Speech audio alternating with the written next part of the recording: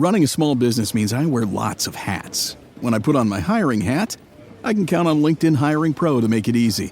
LinkedIn Hiring Pro helps manage my hiring workflow, puts my job post in front of a unique network of professionals, and matches me with the best candidates for my business. I can also share my job with my network. No other job site lets me do that. No wonder most small businesses say they'd use LinkedIn Hiring Pro again. Hire right the first time.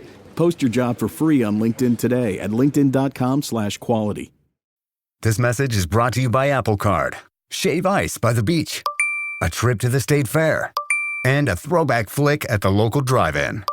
They're more than just items to check off the summer bucket list. They're also opportunities to earn 2% daily cash back when you use your Apple Card with Apple Pay. Apply for Apple Card now and use in-minutes with Apple Pay. Subject to credit approval. Apple Card is issued by Goldman Sachs Bank USA, Salt Lake City branch. Terms and more at applecard.com.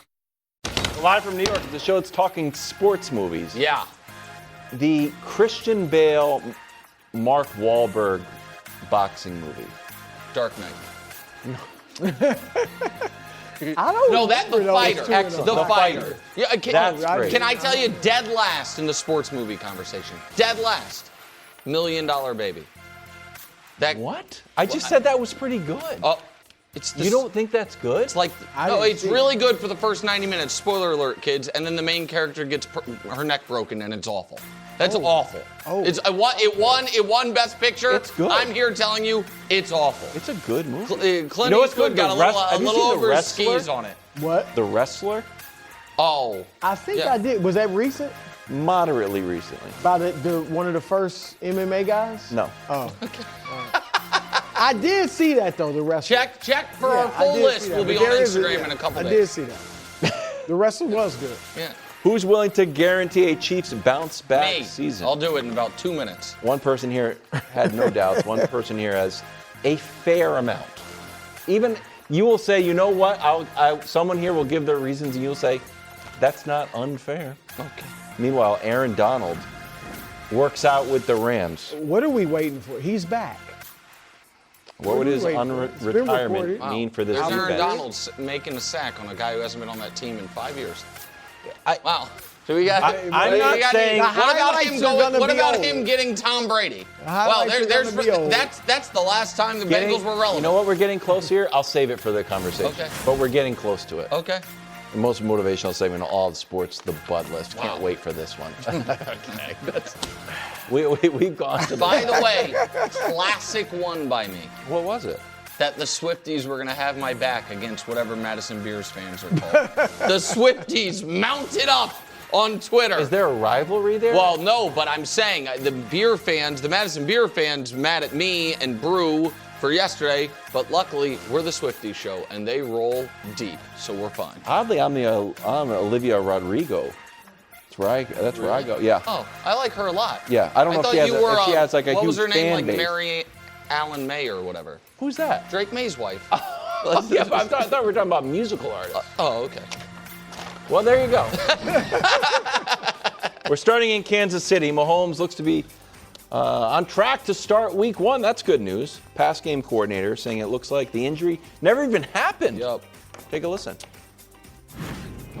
You hate anything that Patrick does to say it surprises you because he's always pushing the limits of physically what he can do with the football and just the recovery timetable from the injuries that he's had. But still, I mean, I haven't seen anything with the knee out there on the field that would lend itself to show any sort of hangover or any sort of setbacks from the season. So that, I mean, I hate to say I'm surprised by that, but it's just non-existent, any sort of knee issues, which has been incredible. It's great news. Are you willing to guarantee a Chiefs bounce back season? Absolutely. And before I get into why, can we stay on Mahomes being basically a full go already for a moment?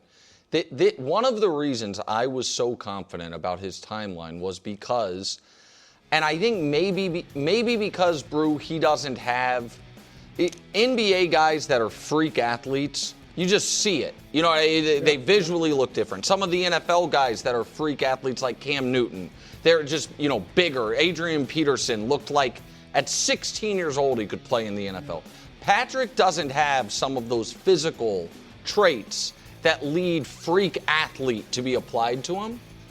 But his history of, The year they won their first Super Bowl, he dislocated his kneecap. He played 18 days later, 17 days later, something like that. We saw him suffer a brutal high ankle sprain during the playoffs of a different Super Bowl run. And not only did he not miss any time, the two of the biggest plays of that postseason were Mahomes' scrambles. There was never a doubt to me that whatever the shortest possible rehab timeline would be for a player at his position, at his age that suffered this injury, he would have it. So now that we have, I think, removed as much concern as is possible to remove about, is he going to be ready week one and those things, now we just get back to, was last year an aberration or not for the team?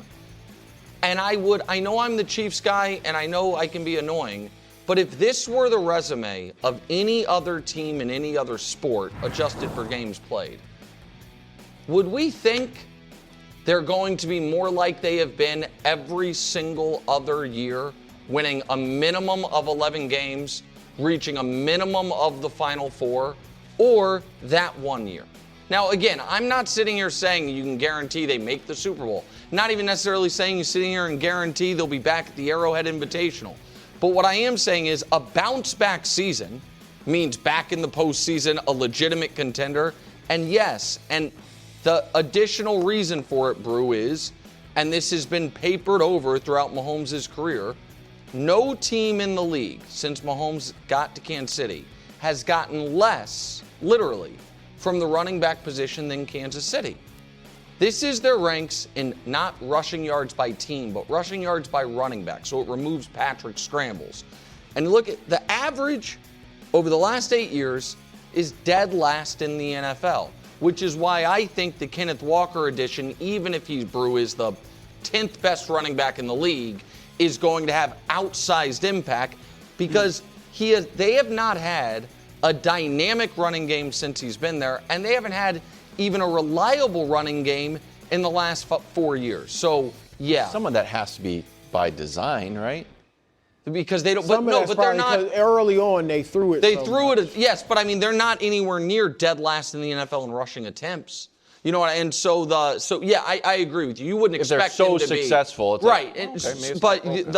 To not have a single year, we've seen a lot of teams that are high-flying offenses that also have very efficient, successful running backs. I mean, his whole career, they've never had even a 1,000-yard back. That's 62 yards a game. So, yeah, I'm willing to guarantee it.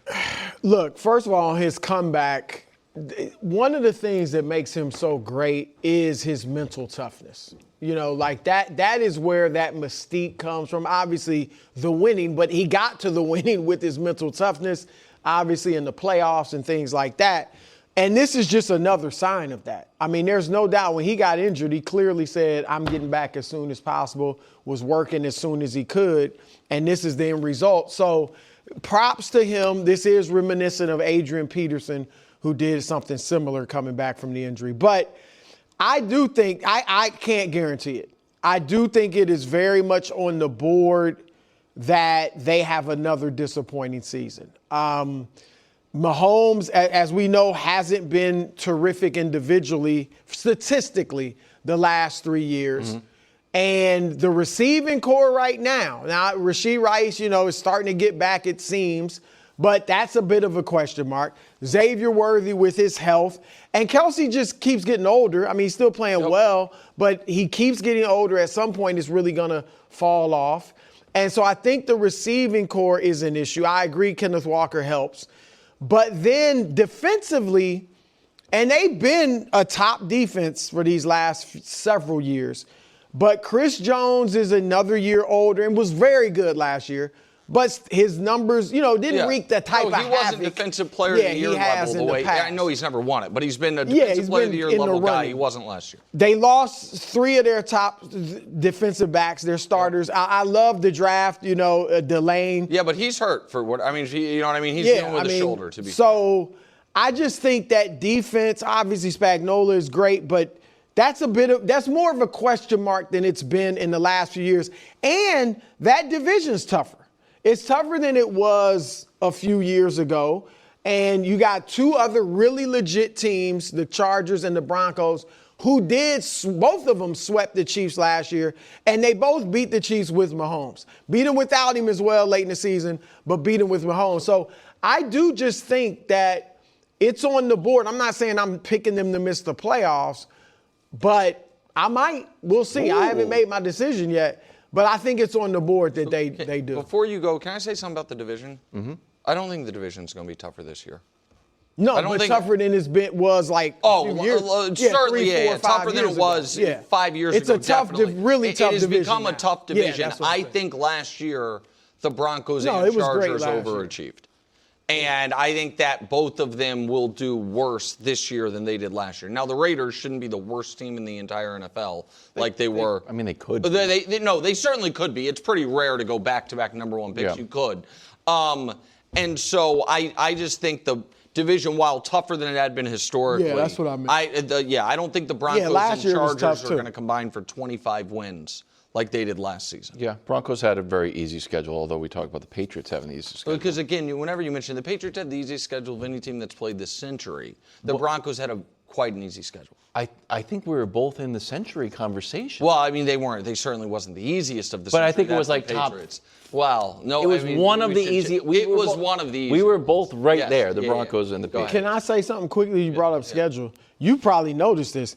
The Chiefs should start strong. Yes. I mean, they got Denver will be tough, Indianapolis, Miami, and the Raiders. They should be 3-1, even if they aren't playing. I'll go ahead and say 4-0. But okay, yes, but at least 3-1. Anything short of 3-1 is very raises your eyebrows. Yes, absolutely. And then it gets tough. And then it gets very tough. So yes. So a few things. What is your do you have a win total for the Chiefs this year? Put the schedule back up. We want to do in pencil the old Mike and the Mad Dog. That's a win. That's a loss. Week 1, 2, 3, 4, 5. They start 5-0. They lose back-to-back games in Seattle and in Denver. They're 5-2. They get a nice little respite mid-season, which I like. Okay. They get to 8-2. They lose in Buffalo because it's an annual tradition. It's almost rude not to. 8-3. And they lose to the Rams. They have 2 two-game losing streaks. They're 8-4. They beat Cincinnati. They lose at home to the Pats. Oh, okay. I just didn't want to argue. Thanks. They haven't lost to the Chargers since Mahomes was to the Niners since Mahomes was at Texas Tech. 12-5. Losses being at Seattle, at Denver, at Buffalo, at the Rams, and home to the Patriots. Maybe. So they sweep the Chargers. Yeah, I'm not as into your guy Justin Herbert, Drew's guy Justin Herbert. But I know you wanted. So 12-5 is where 12-5 is my just snap. Again, it's in pencil prediction week, August 31st to September 4th for the official. But 12-5 is things bouncing around the internet because I like to keep my pulse on the finger of Kansas City's heartbeat. I think you like to keep your finger on the pulse of Kansas City. What do I have? You have your pulse on the finger of Kansas City. Yes, also. Yeah. There's I just my neck right there. Feel that. Yeah, the other way around. There is some talk about, is this a rebuild year for us? Yeah, they had that talk the year they traded Tyreek Hill. They won Super Bowl. Okay, but this certainly feels more like it when you're like, let's clean up our books on defense and develop some young defensive players. Let's not make a major move for a wide receiver like Josh Allen did, like Bo Nix did, like Drake May did, especially when the guy is, we knew that he's, behind schedule, let's say, if he didn't go to.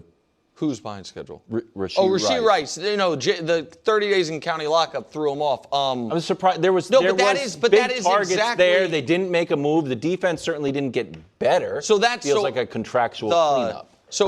But I mean, that was all of that applied to 2022. They didn't spend money. They traded away their high dollar guy in Tyreek Hill. They went super young on defense, and the defense started the year off not better and ended the year excellent. Mahomes that year's number one receiving option was Marquez Valdes-Scantling, and number 2 was McCole Hardman from the receivers. Kelsey was better. Juju was there. And so listen, I do not think they have right now a reliable at all receiving core, and I know you want to, do that. But I have seen this team go 15-1 with a receiving core similar to this and lose in the Super Bowl. I have seen Patrick Mahomes win an MVP with a receiving core similar to this and win the Super Bowl. I don't think they've had a good receiving core since Tyreek left. And they've certainly had good offenses. So here's the wide receivers career. Worthy's going 43 yards a game, 10 touchdowns. Rasheed's 65, 15 touchdowns. Thornton is... He's a nice Granted, he spent most of his career in New England when guys couldn't get a lot of yards receiving at the time. But still, yes. I mean, Yeah. I don't think he would be... Here's my major point. Yeah. To reach the Super Bowl, like climbing Mount Everest, there's an easy side and there's a hard side. It feels like some teams are like, well, let's go up the easy side. We'll talk about the Rams. We've got the Defensive Player of the Year. We've got two great wide receivers. Maybe Donald comes back. We've got a healthy, albeit aging quarterback. Chiefs are like, let's go up the hard side. Injured quarterback, but look, he looks back to normal. No additional wide receivers. Let's get rid of our defense. Yeah. Defensive stalwarts. So I think that, to use your Mount Everest analogy, I would, if I had an aging mountain climber and it was his last climb ever, I would also want to go up the easy side. That's why I think the Rams are loaded for bear. They're not trying to have the next 10 years be climbing the mountain. I also think teams that we have seen that are like, all right, let's overpay or trade a bunch. I think what the Patriots did smart because they're not paying their quarterback yet. But the teams that are paying their quarterback that then go out and they are giving away first-round picks to get veteran players as opposed to what the Chiefs doing the opposite. Yeah. To me, that's one of the reasons those teams have shorter windows. The Chiefs are trying to thread the needle of competing for a Super Bowl and keeping the window as wide open as possible. That is the harder side. Yeah. I agree. This is something that I agree with Brett Veach on. A lot of Chiefs fans are very critical of Brett. I think there are things that are fair to be critical about. I like we want to compete Belichickian style. You could argue the Patriots went up the hard side a lot. Yeah. You know what I mean? But it's what kept them in the mix year after year. Meanwhile, in Los Angeles, Aaron Donald worked out with the Rams. Funny wrinkle here from Schefter. Because he used the team equipment at the facility during training camp, the Rams had to officially list him. I think it was a formal tryout. Yeah, he's trying out. Here's Sean McVay. So I hope you're even aware of this. Like the NFL transaction wire had Aaron Donald working out with the Rams today, which I guess... Did it come across as a tryout? It did come across as Best a tryout that we've ever had. Okay. You think he could make the team? Phenomenal. I think he could make the team. The kid's got a shot. Yeah, no, that was honestly our way of being able to get a workout with him within the parameters of what's necessary. But Gift Smith said it's the greatest tryout he's ever had. So, Brew, you think this is a done deal? Yeah. Unless he just isn't pleased with how he's played. He's been working towards this for a few weeks and then goes through the tryout. And I'm sure he's looked pretty good. And he's continued to work out throughout his retirement, just as far as weights and staying in shape. So I feel like he's definitely coming back. Don't know for sure, but that's my gut. And look, he's 35 years old. Bruce Smith, Reggie White, they were still excellent at that age. Mm-hmm. And he has only played 10 years. He doesn't have the wear and tear that a typical 35-year-old has on him. And I'm not doing a misdirection. No, I know. Looking at me with this No. And he stayed in shape, as I said. I expect him to come back. I know a few weeks ago I said, I'm not sure what type of impact he'll have. I think he'll have a great impact because also Myles Garrett is going to draw some attention away from him. You got the other guy, Byron Young, who last year had a great season. So they don't have to rely on him as much as they used to, although I'm not going to say he'll be as good as he was. But I do think he could come back and make a heck of an impact. And I don't think they need him to win the Super Bowl, but he definitely helps. KW? Yeah. It looked like you wanted to say something. No. I don't think he's coming back. Really? You don't think he's coming back? All this and not coming back? I don't think he's coming back. I looked at one of his comments about only if he's at the level he's accustomed to as a sign that I think, maybe I'm wrong. I want to make it clear. I think if he did come back, he would be good. You know what I mean? I think not as good. He was first team All-Pro. He was first team All-Pro his final year, and it also was the third worst year of his career. Yeah. You know what I mean? Like the year before his last year was the only year he dealt with injury. Year 2 through 8, he put up a resume of, if that was the entirety of his career, he might be the best player ever at his position. Like, so I'm not here doubting Aaron Donald. If someone said I think he's the greatest defensive player of all time, they have a strong argument for it. But I think he already, his last 2 years, was not the player that he was and the player that he wanted to be. It's one of the reasons it's not like he left because the Rams stunk. They still had Stafford. They were recently off a Super Bowl. They not immediately off Super Bowl, but fresh off. And he walked away.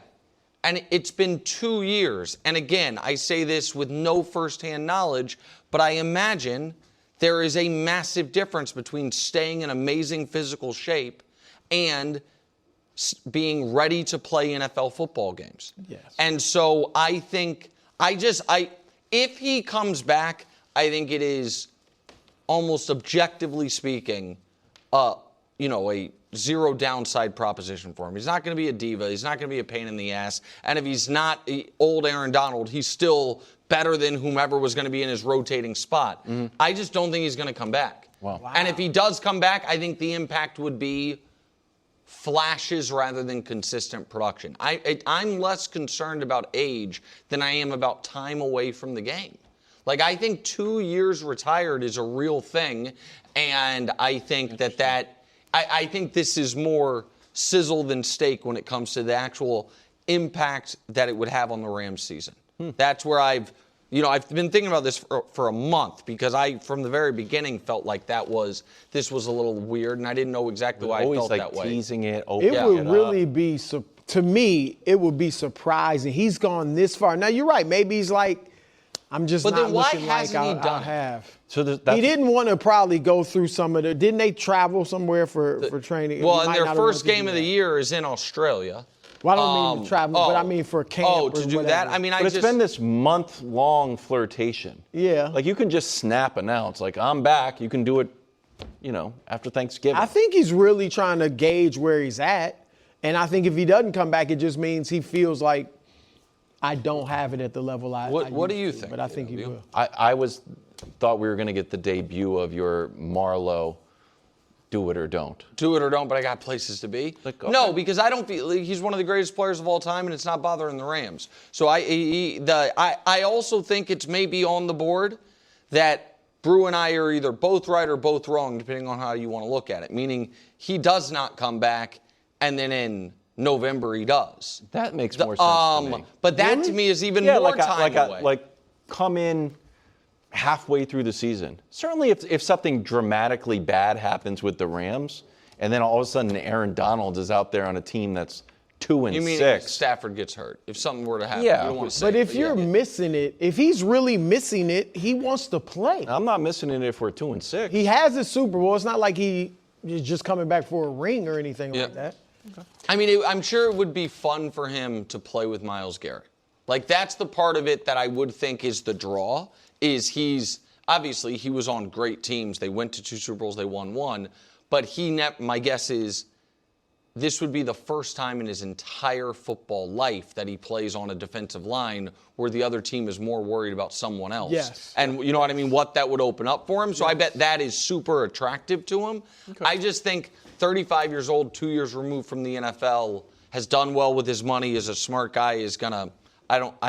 He doesn't need to come back. I don't think he's going to come back. Loves working out though.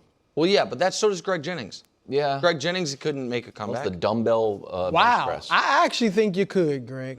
If you wanted to. Greg's about aesthetics. I hope he's watching. Greg was a 4'6" guy in his into prime. Come on. We have no idea what Greg is going to look like. I'm just kidding. Greg comes back on this show. Well, I haven't seen Greg he fluctuates. Yeah. He's like, I'm in bulking mood. He might show up 230. Or 160. You never know. Jalen Hurts under the most pressure of anyone in the NFL. That's next on FS1 and the Fox Sports channel on Sirius XM. Nearly home. Isn't home where we all want to be? Reba here for Realtor.com, the pros' #1 most trusted app. If you're hearing me, I'm going to assume you're awake. And if you aren't, Because while you're snoozing, someone else might be finding your dream home. That's where Realtor.com comes in. With over 500,000 new real listings straight from the pros every month, that's a lot of chances to find the place you've been dreaming of. Whether you're searching for a 2-story mid-century with a pool or a little extra space with a spa-inspired bathroom, Realtor.com can help you find it today. So quit hitting that snooze button. Realtor.com isn't sleeping on finding your dream home, and neither should you. Download the Realtor.com app today, 'cause you're nearly home. Make it real with Realtor.com. Pros #1 most trusted app based on August 2024 proprietary survey. Over 500,000 new listings every month based on average new for sale and rental listings. February 2024 through January 2025. Predictions week is coming up. End of the month through September 4th. Aaron Donald making an appearance on Predictions Week. We don't know if he's going to be in uniform. If he's not in uniform, Dust, let's reach out to him to see if he wants to be a member of Predictions Week, because it is going to be star-studded. Yeah, of course. Gianna, can you get on that, please? Thank you. Gianna DMs people for us to see if she slides into people's DMs. No, she doesn't. If she wants, they come on the show. Yeah, that is what she does. New article on FoxSports.com. Bucky Brooks and Eric Williams listing the players under the most pressure. At number 1, Jalen Hurts. Brooks writing, Hurts needs a strong 2026 campaign to silence the boo birds and naysayers and perhaps save his head coach's job, if not his own. Hurts has seen firsthand in Philly how this could all play out. Oh, my goodness. What do you make of Hurts being number 1? Listen, I don't think he should be number 1. We actually talked about this yesterday. We all said C.J. Stroud. I don't even know if we mentioned Jayden. No, and I thought Bryce Young would be the second guy behind C.J. But if you remove the actual list from the quote there, I think everything he said in the quote there is accurate, whether it should be or not. This is more an objective or a observation on what I think the objective facts on the ground are, rather than if it's fair that he has considered this. I do not think he is on as steady footing as any of the other Super Bowl caliber quarterbacks in the league within his own franchise. I think his franchise has a history of being like, good's not good enough sometimes, and wanting to move on. And I do think that what Bucky wrote is certainly correct about Sirianni. And while I don't think Jalen Hurts' job is on the line, it is more on the line than the superstar quarterbacks. It's more on the line than Stafford, than Mahomes, than Allen, than Lamar, than Burrow, than Drake Mays, or sure. And so I wouldn't have him number 1, but I do think. And this is one of the reasons I find Sando's article, the quarterback poll, the tiers, so valuable. I do find it as valuable data point that 50 anonymous people around the league came together and like, yeah, he's decidedly average. He's the league average quarterback. And again, we can say that's unfair, but that is an unemotional ranking that is casts a very wide net from GMs, coaches, coordinators, and that's where they saw Jalen Hurts. And so I understand Bucky's point, even if I think number 1 is, too high. Yeah. Mm-hmm. Yeah. Well, I totally agree with that. He shouldn't be number 1, but there's tons of pressure on him. And for those that would say he's average, and you're right, he was 17th out of 32 or 35. Yeah, so just right at the average number. More than half of the quarterbacks in the league, if they were in his position, and I would even say some, not necessarily going to name names, but some that were well above him, a good number that were above him, if they were in Philadelphia these past 4 years instead of him, I don't think they'd have won a Super Bowl. Correct. Now, they were a wildly talented team. Why don't you want to name names? Well, I didn't go through the, He thinks it's because one of them's your guy, Justin Herbert. That's what KW Herbert? getting at. No. Look, Herbert has not. Herbert's been the opposite of him in the playoffs. That's for darn sure. But I'm just saying, like, that to me, it's not just that he won Super Bowls. He didn't win, and no disrespect to this guy, He didn't win the Super Bowl like Sam Darnold did last year. Sam Darnold was fine, but he wasn't the star. That's right. Jalen Hurts was the star and then played great when they lost to the Chiefs. So I think that it boils down to this, because, again, I agree with you on the pressure. The fans are already, feeling a certain way about him. The franchise, whether or not they could get rid of him, if he doesn't have a good year, I think he might be on shaky ground there. And for whatever, I just think it boils down to this, Nick. People don't like the way he plays quarterback. Even the talent evaluators in the league. I've said it. To me, he's a winner. Yep. He's a leader. He's clutch. He's poised. He steps up in the big moments. He's mentally tough. So we saw it in college, bouncing back from being benched by Nick Saban and all the things all the doubters when he came into the league to turn himself into a franchise quarterback. But he doesn't have the golden arm. He doesn't throw for the golden statistics. And when you look at these polls, it tends to be the guys. That's why Justin Herbert's always ranked so high, because he throws a beautiful ball, a pillowy ball, as you might say. Well, no, and he throws a laser beam. Yeah. But that is why the bottom line is people just don't like the way he plays quarterback. Yeah, because then I want you to go long. That's why I wanted to ask. I'm getting angry. All right. So I have all these anonymous two polls. questions about what you said, because I agree with a lot of it.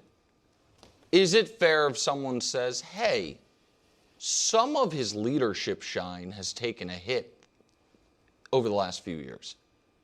From the supernatural funk to whatever was going on in Philadelphia last year, some of the great leader shine, it's not quite what it once was. Here's what I say. That's not an unfair comment, but what I would say is a lot of the great leaders we've seen in sports, LeBron, Kyrie dips on him. Yep. Tom Brady, Antonio Brown quits in the middle of the season. Yep. So there's only so much at this level of grown men that a great leader can do. I hear you. That's a fair point. But I do think he's still a very good leader. And the other one is, and it's one that I have brought up many times as a compliment to him. It's one of the things that I mentioned to Mrs. Hurts when she was telling me before the Super Bowl when he kicked the Chiefs' ass that he was going to do it and that I'd been unfair to her son. When I said, hey, you've heard what I said in real time and since then about how he handled what happened in Alabama, and she actually gave me credit. She was like, you were fair there. Yeah. But that's always such to me an interesting anecdote that gets brought up in his defense, and I'm one of the people who brings it up. It's like, hey, remember what happened how he handled getting benched in college? Which is kind of speaks to what we're talking about. Like there has been dating back to Alabama there is something about whatever, and almost no quarterback has no holes, but his holes seem to really be red flags for either certain types of coaches or certain program. You know what I mean? And so absolutely. And so that it's a weird attribute of. When he lost his job, he handled it like a pro. When we're talking about, things. But I think that's, character shines in your lowest moments. Right, but it's a compliment to his character, the fact that he got benched. And it's an indictment on the ability that he lost his job. And but now you go, Rance. So. Take all the time you want, Kate. How about you? The guy's never had a losing season. And you can go around and say, hey, raise your hand if you haven't had a losing season in your career. Lamar can't raise his hand. Patrick Mahomes can't raise his hand. Yeah. 8-7, 14-1, 11-6, 12-3, 11-5. I would sit down, and you should do this any job. Hey, what does success look like? For me, I'm new at this job. What does success look like? I think the answer is win games for us. Mm-hmm. Cool. Anything else? Be high on a poll of anonymous executives. Doesn't make any sense. Well, he has, in his defense, he's been second in MVP. Yeah. Voting 2 one year. The other part of this that really bothers me is, and a part of this is a little bit of a Joe Burrow conversation, as we are doing rankings, some of the quarterbacks the media has decided will be judged on their best moments. like Joe Burrow. That's definitely And some true. guys will be judged on their worst moments, like Jalen Hurts in a half of a football game. Yeah. I'm a little guilty of it. I'm like, wow, it was a really wacky half of football when you didn't complete a pass. But winning Super Bowl MVP and not completing a pass in a regular old game that I think you won are not equally weighted. Finally, Dusty, can you pop up? I mean, you don't even need to if you don't have it. The Eagles' schedule. First 5 games I just did. Commanders, Jalen Hurts versus Jayden Daniels. He's 2-1 against Jayden Daniels and the Commanders. Including a playoff win in which he put up 55 points, and they won. He's yet to play Cam Ward. He's actually 0-1 against Caleb. That was the game where Vic Fangio's vaunted defense gave up 280 yards on the ground. The Bears rushed all over them. Ben Johnson, I don't know if he debuted it, but he certainly took his shirt off after that game. Okay, then he's got the Rams. Oh, the Rams, Matthew Stafford, Super Bowl champion. Matthew Stafford has never beaten Jalen Hurts. Jalen Hurts is 4-0 against Matthew Stafford. But in that game, it will feel like one, king with a crown on and one underdog trying. Like, this guy's never beaten me. I beat him in the playoffs. I beat him in the regular season. He's never beaten me. But his job's not in jeopardy. And finally, the Jags, of course. What's his record against the Prince? 2-0. Okay, no, I was curious. I was really asking. It's basically all the guy does is win, and it's a little bit of the Jalen Brunson. It's become a meme at this point. You know who I think everyone's better than Jalen Brunson until it's time sport, to be better? What about Drew Holiday? I think he's a lot like a winner does the little. Drew Holiday's never gonna wow you with his points per game or his bag or anything like that. But he is a winner, and if he goes to your team, it's gonna be better. I think that's right. And does all the little things that win. Yeah. I haven't. The Drew Holiday one would take me longer to unpack my full thoughts because I didn't see it coming. So I don't want to dismiss it, but I can't. I'm sure it's a good comp. I just haven't spent a lot of time thinking of it. I am curious to you, though, KW, because, and I think this is where the Jalen Hurts collective rankings does not come out of nowhere. It's not like a wheel was spun and all teams and media is like, hey, just like the Herbert collective rankings don't come out of nowhere, even if we think they're wrong. It's not like, all right, this guy we're going to give 5 extra spots to, and this guy we're going to take those 5 spots from. Mm-hmm. There's a reason for it.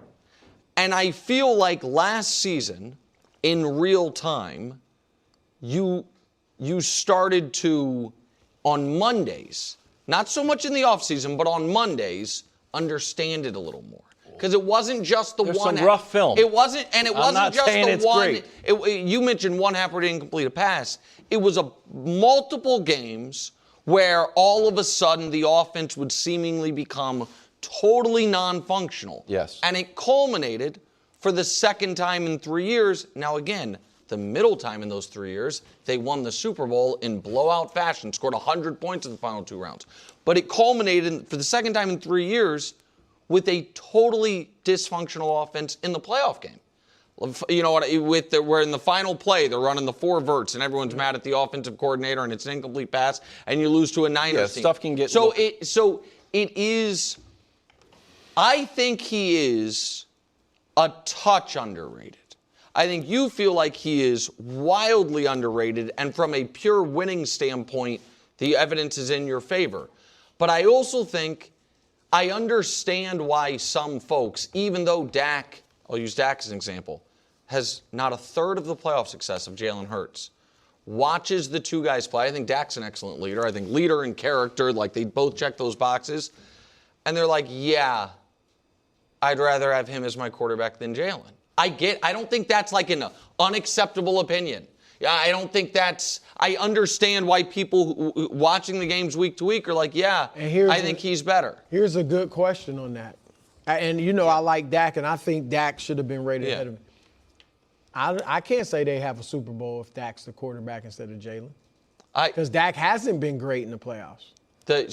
So you're saying if Jalen Hurts was if Dak was the quarterback, he's saying if the Eagles had Dak the last 6 years, 5 years, and I I can flip that too.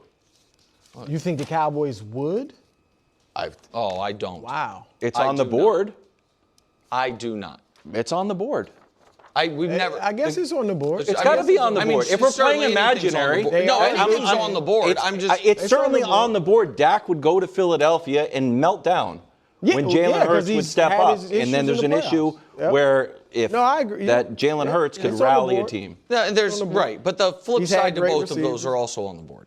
Yeah, that if Jalen Hurts was on a Cowboys team that had mediocre defenses, and instead of having the best ownership situation in the league, arguably one of the wackiest, that Jalen Hurts would have never gotten a second contract. You know what I mean? That certainly has to be on the board as well. And that Dak Prescott, if he walked into a situation where they have consistently outstanding skill, like he finally had 2 great wide receivers, we're talking about whether or not they can have the number 1 offense. If he had that the whole time, plus this great defense, that the Cowboys are, have even more success than Philly does. Like that, to me, I'm not eliminating as a possibility there. Running a small business means I wear lots of hats. When I put on my hiring hat, I can count on LinkedIn Hiring Pro to make it easy. LinkedIn Hiring Pro helps manage my hiring workflow, puts my job post in front of a unique network of professionals, and matches me with the best candidates for my business. I can also share my job with my network. No other job site lets me do that. No wonder most small businesses say they'd use LinkedIn Hiring Pro again. Hire right the first time. Post your job for free on LinkedIn today at linkedin.com/quality. March 8th. His girth helps him. It helps him. Said former Giant Dexter Lawrence is having a giant impact on this defense. He's been terrorizing practice. He's a great player. Bengals looking to shore up their defense, which hasn't been the best partner for Joe Burrow throughout his career.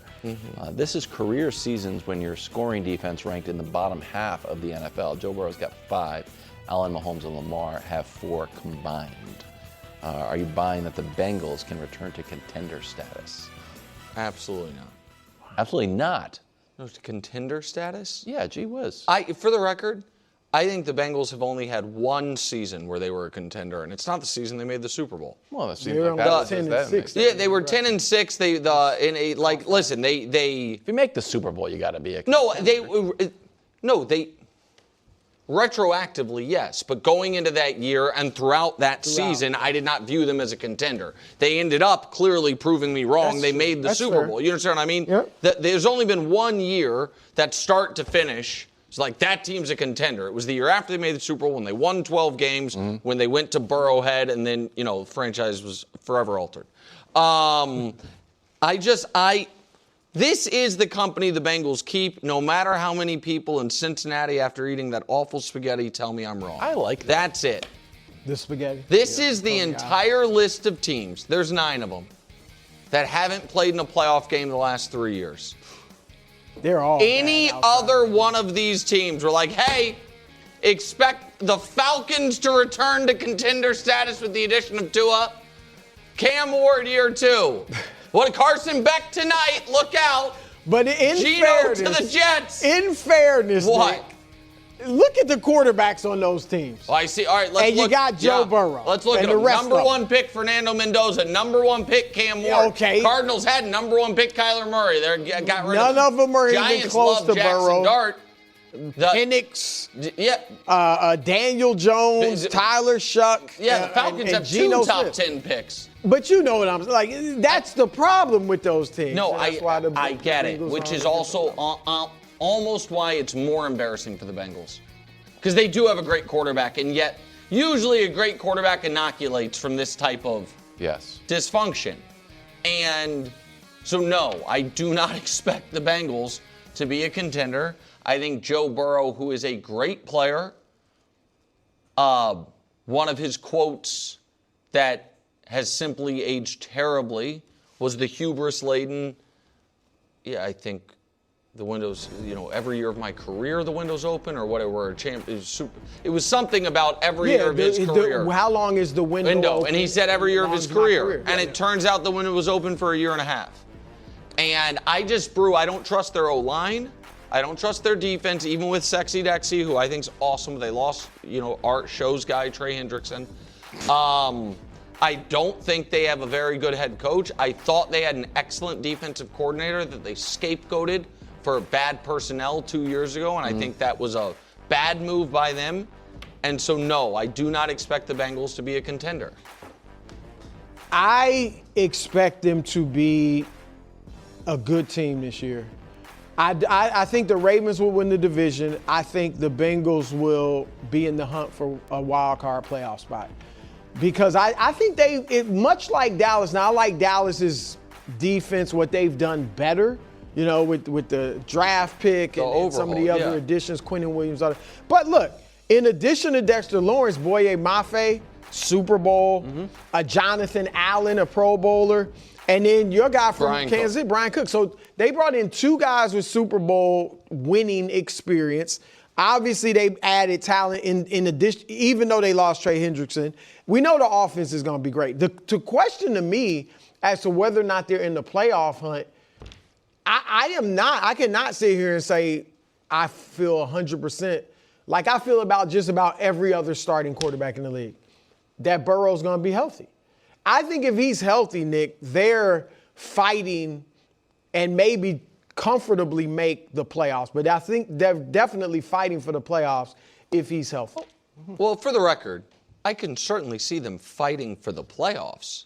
But I think I don't look at the Bengals the way people did. Remember last year when it was like, oh, if they get in, look out. We had to do that charade for a bit. I don't look at a team that, and maybe the defense will be totally remade. And I'm saying it's going to be great, but just decent. But the Bengals team that I have, a single-dimensional team. They have a great passing attack. Nothing else on the team, to me, is above average. I don't look at that team as dangerous to make a Super Bowl. Now, could they be dangerous could they, if they were to make the playoffs, upset a team in round one? Are they individually, in individualized instances, dangerous? Sure. Are they dangerous for a month of playoff football? Absolutely not. Budless, the most motivational segment in all of sports, coming up next. This is a great one, I heard. They're always great. Did you get wings upstairs? No. You guys respond to the emails. I saw it. I'm watching my figure. Oh. Running a small business means I wear lots of hats. When I put on my hiring hat, I can count on LinkedIn Hiring Pro to make it easy. LinkedIn Hiring Pro helps manage my hiring workflow, puts my job post in front of a unique network of professionals, and matches me with the best candidates for my business. I can also share my job with my network. No other job site lets me do that. No wonder most small businesses say they'd use LinkedIn Hiring Pro again. Hire right the first time. Post your job for free on LinkedIn today at linkedin.com/quality. Live from New York, the show that's already thinking about football, parties, and food, and I'm excited. I'm telling you, you guys, you're going to have such a great time at the house. It won't be as good as if you came over for the Sunday 1 p.m. slate where I could, That's who knows? A good time. It's a good time, and I could, don't be offended by this, I say it with love, teach KW's eyes how to watch 6 games at once. See, I knew he was going to be mad. I knew he was going to be mad. You and I are watching every game every Sunday. You're watching one team. At a time. He's doing it one at a time. That's why he comes in so cranky. And then he watches them by themselves after. There's a limit to how much I watch. That's what I'm saying. I could train you. I knew you'd get mad. I am locked in, but I am a monotasker. That's what I'm saying. Then I have to go back and watch again. I'm monotasking. Yeah. Second hour, first things first. Today, panic time for the 49ers. Everybody's... they got to just move. As Nick goes into Pete Crow Armstrong territory. No, that's not what that is. You're either, it's a... I would argue you're Pete Crow Armstrong. It's a binary choice. You're either into conspiracies or you're not. I'm arguing something that we can see exists, and you're arguing it's actually not there. KW's mad. I already researched a bunch of Pete Crow Armstrong stuff, so I'm ready to go. Meanwhile, who will be the star of the first game of America's Game of the Week slate? Wow. Jayden Daniels or Jalen Hurts? We're really almost there, boys. I know. This is so exciting. Yeah. But right now, of course, it's time for the most motivational segment in all of sports. It's the Budless. Also time when we read some viewer mail. I had gone to the real post office because I had to mail my kids' letters at camp, and I picked this one up. Don't you always go to the real post office? No, Christine often goes. Oh, yeah, she's off. Dear Wilds, thoughts on Jerry Jones? Oh, we almost did this story. Thoughts on Jerry Jones's recent comments that he'd be open to selling a portion of the Cowboys and partnering with a longtime NBA presence turned TV star. Thanks, Ryan and Brian. This was a story that we considered doing. I would love to fly on Jerry's helicopter. NBA presence. That's a heck of a helicopter, too. Yeah, like a private jet. Oh, I bet I think he has both. Yeah, I'm sure. The jet is not as That's like a big, the private sturdy, choppers for the shorter. stable helicopter. Yeah, probably takes the chopper from the landing strip to the stadium. Probably would imagine. Well, I think he lives in Texas. But when he's out of town, I mean. Yeah, he travels quite a bit, I'm sure. I like it. That was good. I like that. Travels quite a bit, I'm sure. Don't you? Right. Yeah, no, every Sunday or half the Sundays in the league. All right, here we go. Number 3, Trevor Lawrence. What? Sorry, Nick. Look, Trevor, there's no easy way to say this, so I'm just going to give you the cold, hard truth. No one believes in you. What? Really?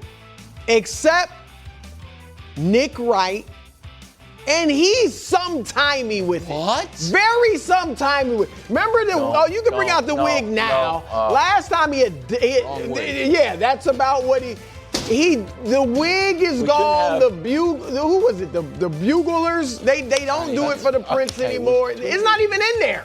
We got too many. It's not even in there. See? He's gotten rid of the wig. This is why we That's can't what I win an mean. Go back to Bruce's shop. Sometimey. Yeah, I got him. All right, he couldn't even find it. He was calling him Trevor Lawrence. I do remember Wasn't calling him the Prince, all that stuff. But I say this, Trevor, here's why. I'm not trying to be mean. You just came off of leading Jacksonville to 13 wins. You just finished 5th in MVP voting. You have thrown for 4,000 plus yards 3 of your last 4 seasons. It was a great year. And the last 3 years you've been healthy. You've thrown for 4K plus. Go ahead. And yet, the league's talent evaluators, the brainy guys, the guys that tell us who's great and who's not, they ranked you as the 16th best quarterback in the league. Decidedly, as Nick would say, average. 16th out of 32. Touchable. There gets 32. 16 and a half would be the middle. It's right above average. I mean. Really? It is. That's not the depth. Well, yeah, right. With an even number, there isn't a dead medium. It's right above. I think we're safe. There is no dead averages of an even number of digits. If I had $32 and you were like, give me half, how much money do you want? I'd get 16. Well done. Yes. Well done. Which would mean half below, half You want above. You'd be like, give me $16.50? Go ahead, bro. Nick, I'm not wrong. You're not gonna like median this, mode. Nick. I promise. Well, this is 33. Go ahead, bro. One OC said this, offensive coordinator. This is kind of who he is. Streaky, up and down. If everyone around him does their job at a high level, he has a chance. But he is not going to be able to carry everything for a substantial period of time. I mean, you picked maybe the most negative. It was, he was 16th after finishing 5th in the MVP voting. Yeah. So here's what I'm saying, Trevor. I didn't vote. This is not on me. I'm telling you, go out and prove that you are the man. You've got a very nice receiving core, talented. You got a coach that everybody loves, a hotshot mind that everybody loves. All right? You're coming off 13 wins. You're healthy right now. Go out and show people why you were the Gatorade Player of the Year in high school, as Nick reminds us at least once a month. Right? Yeah. Go out and show us why at one point you were Caleb Williams as far as the hype and the buzz and the hoopla. So this is your year to get it done, Trevor. Show the people what you're made of. Trevor, I am open to belief. Me too. I'm open to belief. I love to hear that from you guys. Open. All right, at number 2, Lamar Jackson. Wow. All right, Lamar. I keep getting texts. This is true. Keep getting texts and calls from people. Why are you the only one standing up for Lamar Jackson? They see the rankings, 69th best player in the league. And I'm not the only one. In fairness, Warren Sharp came out. I'm sure you saw his little defense of Lamar Jackson. But these preseason rankings have been downright disrespectful. That's true. Downright disrespectful. There's no other way to look at them. All right? Period. The end. And Kevin Wildes, he mocked you. You're reminiscing.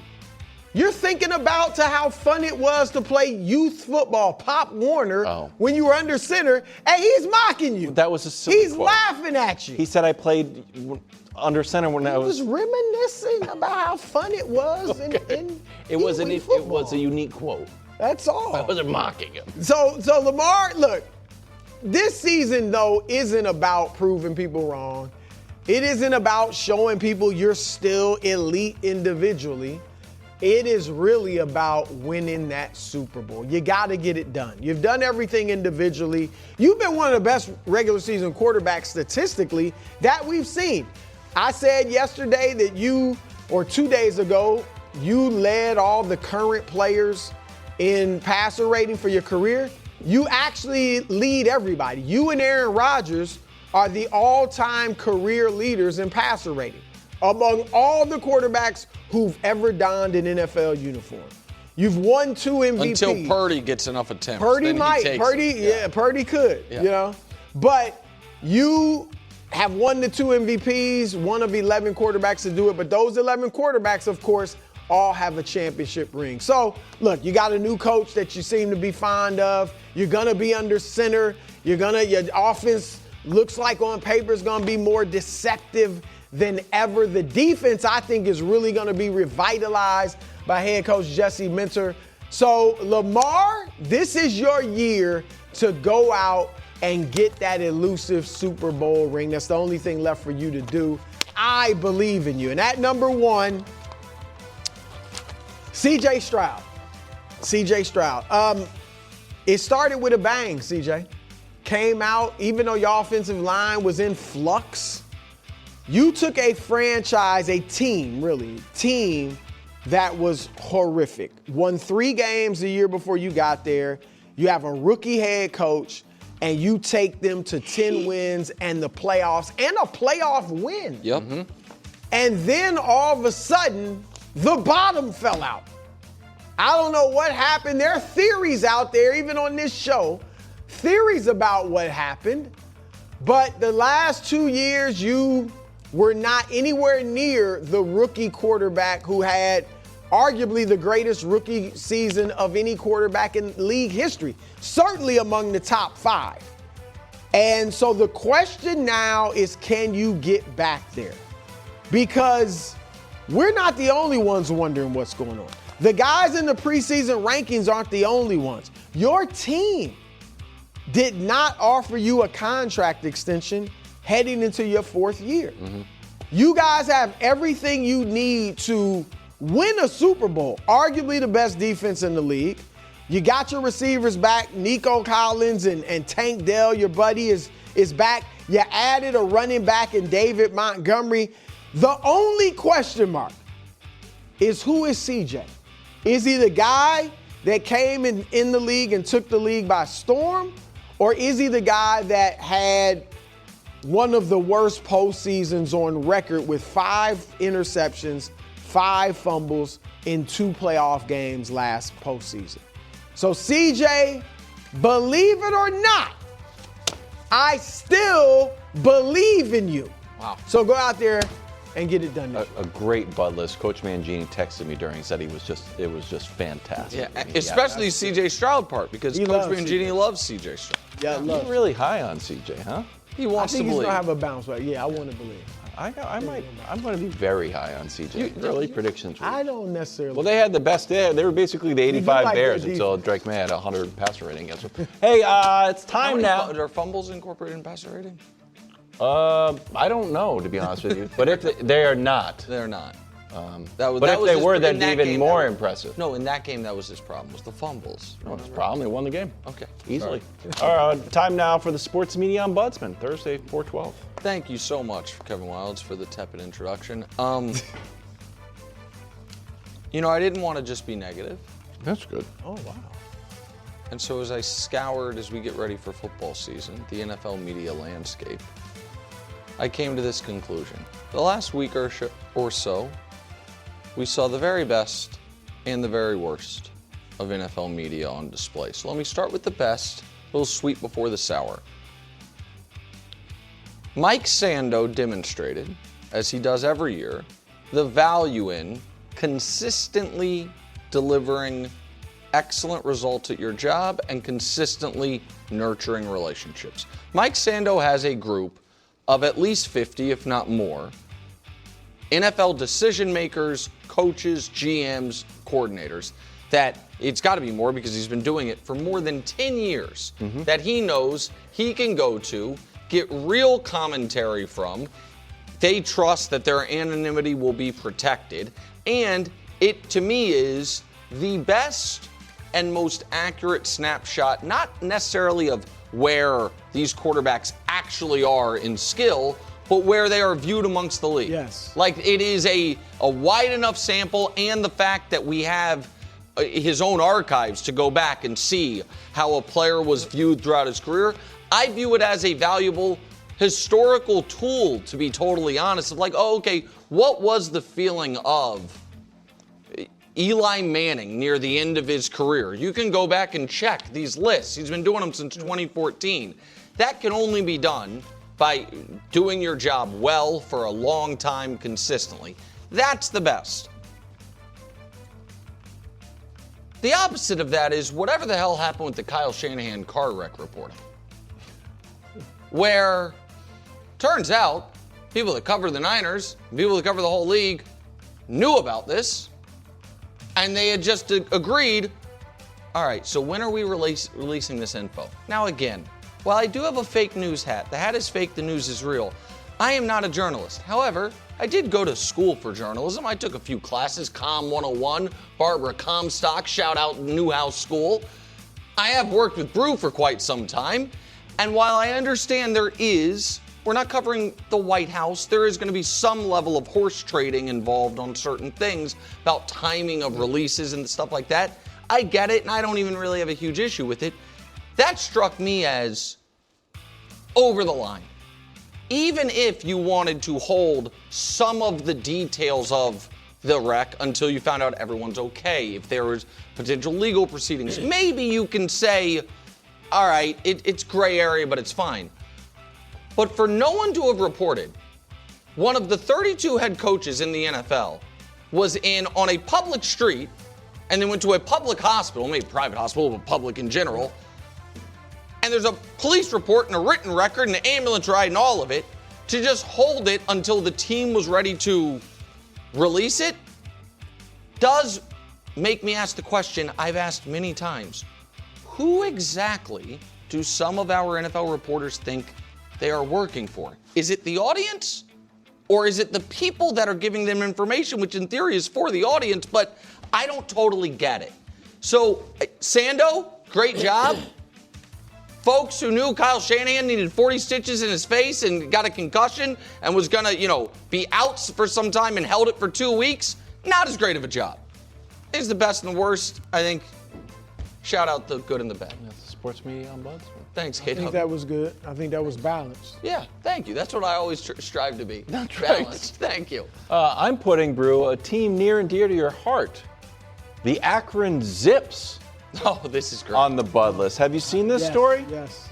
Akron Zips are trying to drum up some season ticket sales. They said, what should we do? Give away free car washes or some merch? You get yourself a Zips hat, maybe even a signed helmet from the team. Nope. Actually get to call plays.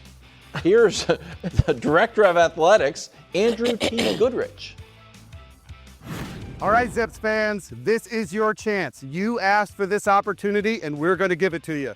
If you're a season ticket holder before August 19th, you're going to have a chance to be entered into a raffle and win the opportunity to be the offensive coordinator of the game. We told you we're not crazy. You're going to be doing this with Coach Moorhead.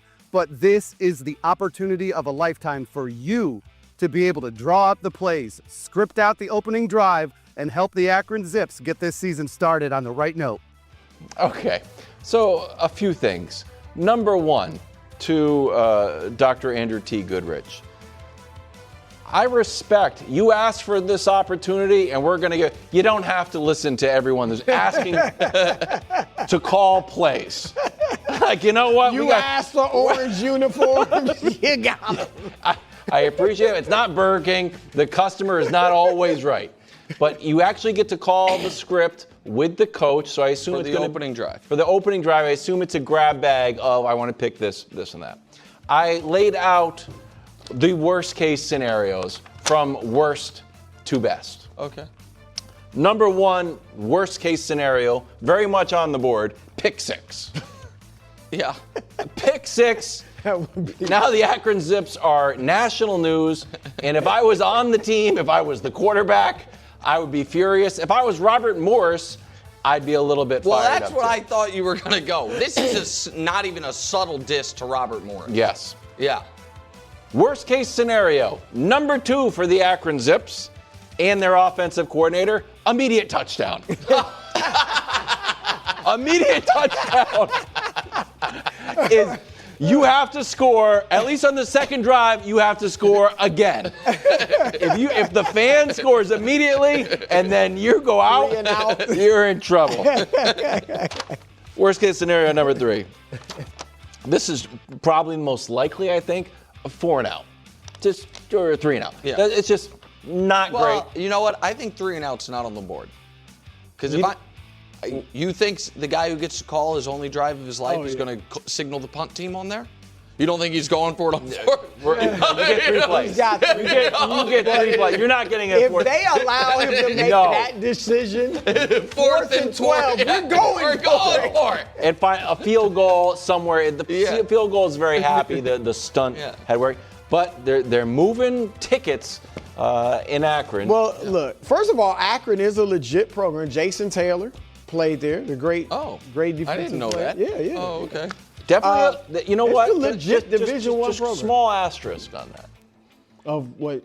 On the legitimacy of the program. Oh. I think they are as legitimate as a program that allows fans call entire sequences of plays. Well, look, let me say this. When I wrote for ESPN the magazine, we were able to work out a deal with the then New Jersey Nets where one of our readers, we set it up where the reader got to call I remember that. an out of bounds. You remember an out of bounds play in a legitimate game. Now the reader he was a former Division I player, and it was a legitimate play. I don't remember if it worked. I think it did. I think it was like a clever play. They might have scored. But I would argue one out of bounds play is a lot different than a series in your opening game of your football season. I love it. Here's the question. Do you actually like it? Them doing this? Yeah, because I think what is being undersold is what KW said. Brew, do you remember old Tecmo Bowl? Yes. Video game? Yes. You only had 3 plays to pick from. You're just picking one of those 3. I think there's going to be a very limited menu that the guy gets to pick from. Like on first down, we can do a dive right. We can do a safe little pass to the tight end. Like, I think it's going to be very, in that regard, I don't think it's going to be like carte blanche, flea flicker first play. I don't think he's going to have true, like, but we'll see. False advertising. I guess they actually. No, they said after they're like, hey, opening script, with the coach. But they probably have a ton of plays that you get to choose from. Also, listen, It'd be cool Andy Reid famously got a play from the janitor in Kansas City, the custodian. It gave him a play that they used in a game. Like, maybe, That's Good Will Hunting, I think you're thinking of. Running a small business means I wear lots of hats. When I put on my hiring hat, I can count on LinkedIn Hiring Pro to make it easy.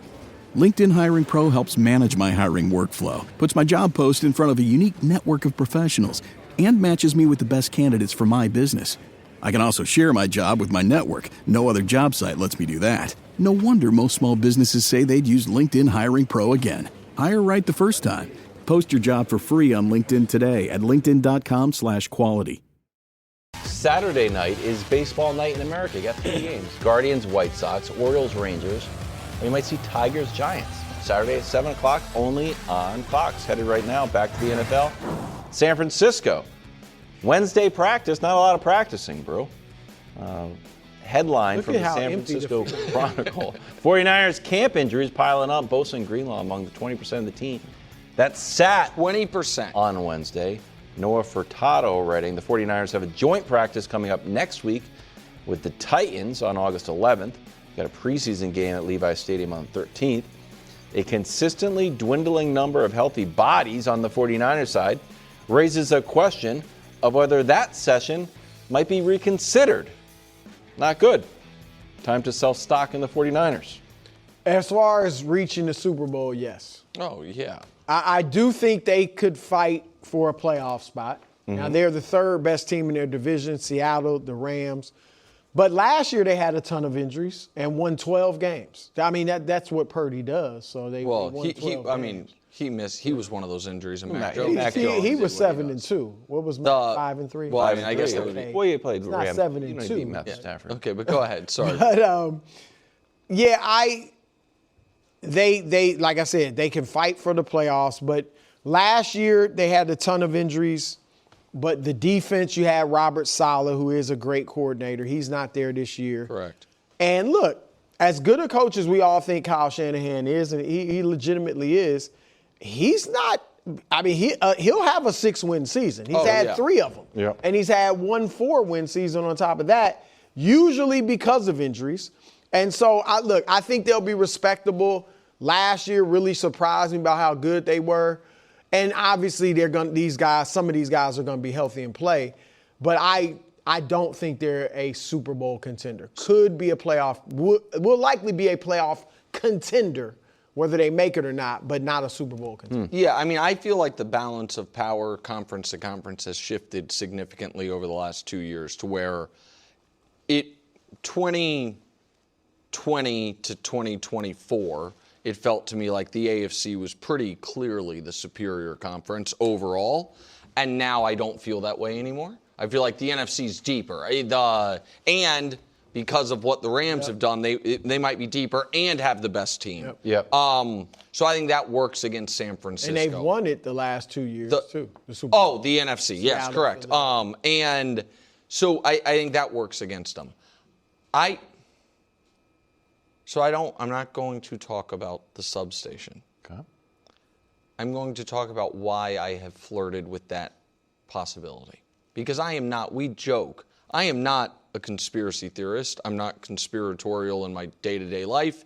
And most things like that, I am almost as offended by as KW is. The Niners' injury recurrence numbers compared to the rest of the league being such an outlier demands, to me, almost mathematically, an explanation greater than bad luck. And that's why I have grasped on that somewhat tongue-in-cheek. Yeah. I'm not at 0% on that, but if I tell the audience, I don't actually think that's the that's the reason. I'm just not willing to totally dismiss it. But let's totally dismiss it for a moment. Let's say it has absolutely nothing to do with the substation. I do think the Niners then have an obligation to say, okay, then what are we doing? I remember last year there was a brief period of it's like, hey, they don't stretch before practice. But that got debunked a bit. And it's like, no, we just do a different type of stretching. Well, anything you're doing differently than the average team, I would take an extra look at. I had thought for a while that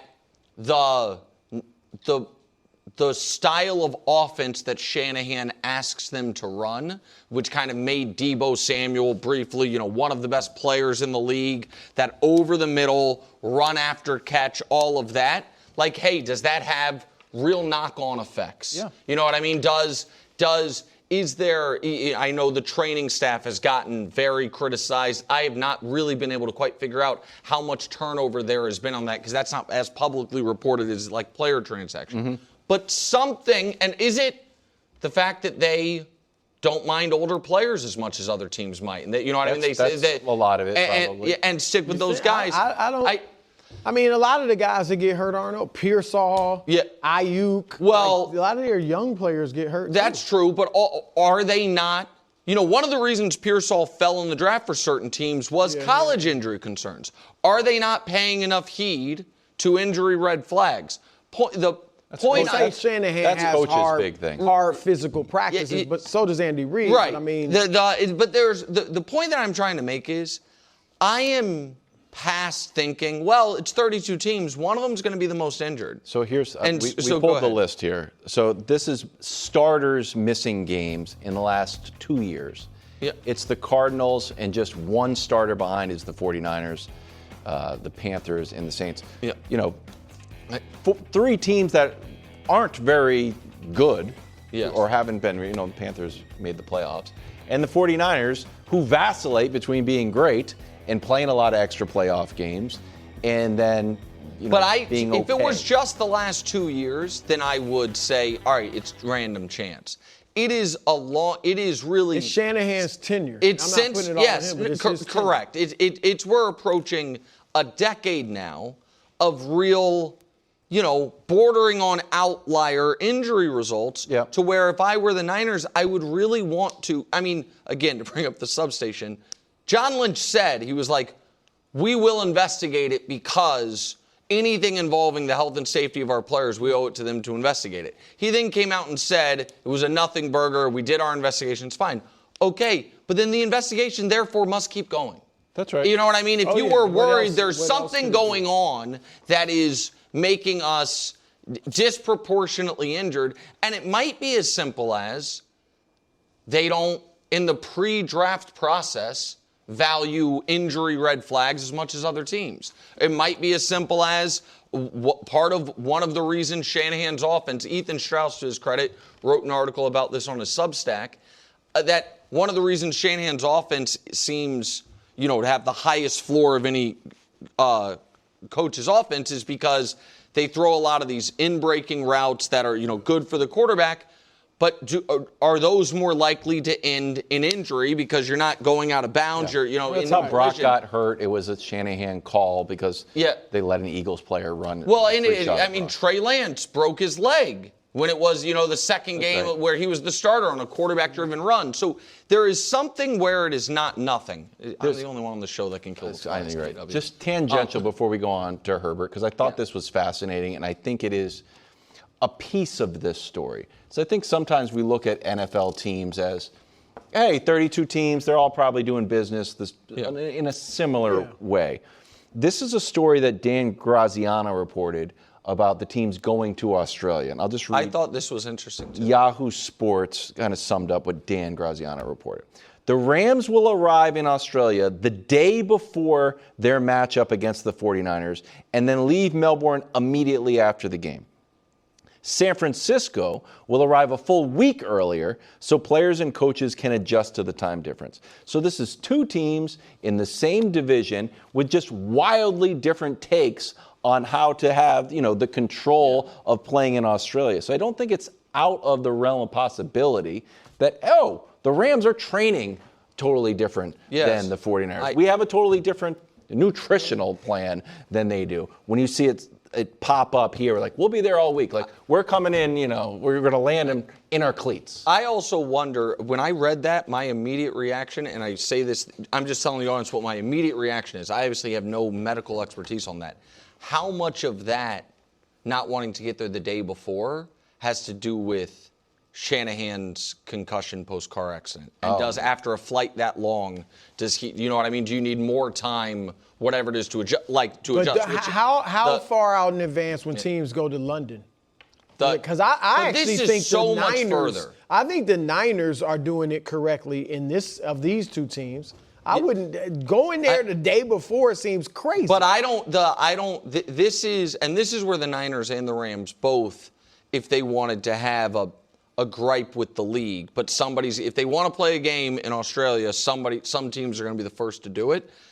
Australia is, I have flown to New Zealand, which is, 3 hours closer to the West Coast than Australia. difference in that flight than any other flight I've ever been on. I've flown to places in Europe. I've flown to Tokyo.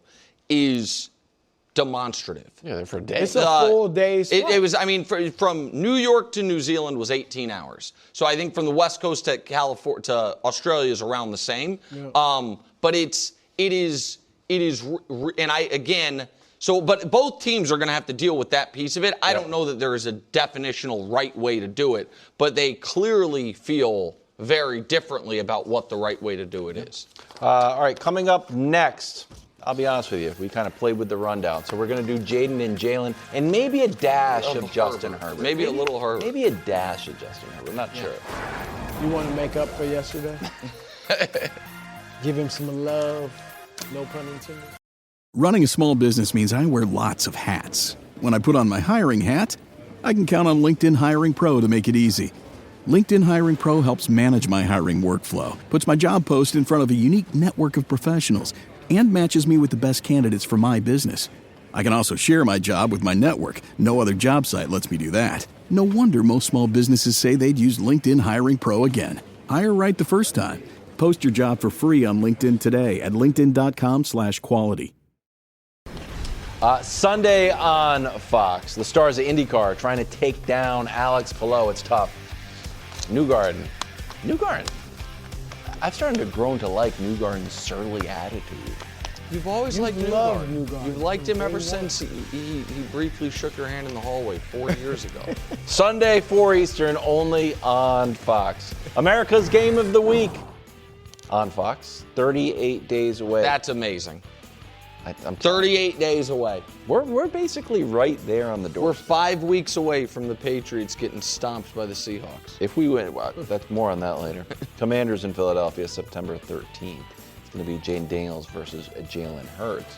Who are you expecting a bigger year from? Now, are we doing teams? Because you guys yelled at me yesterday. No, we're doing the quarterbacks. But if the Eagles win the Super Bowl, but Jayden Daniels has more touchdowns, you're going to be like, he had a better year? Buddy, that's what I'm asking to be clarified. No, that's what Jalen Hurts is for. If Jalen Hurts wins the Super Bowl, he's going to have the better year. Yeah, I agree. If Jalen Hurts wins the second Super Bowl, people will be like, he's the 15th best quarterback in the league. He's one of the quarterbacks in the league who most is measured, by Super Bowl.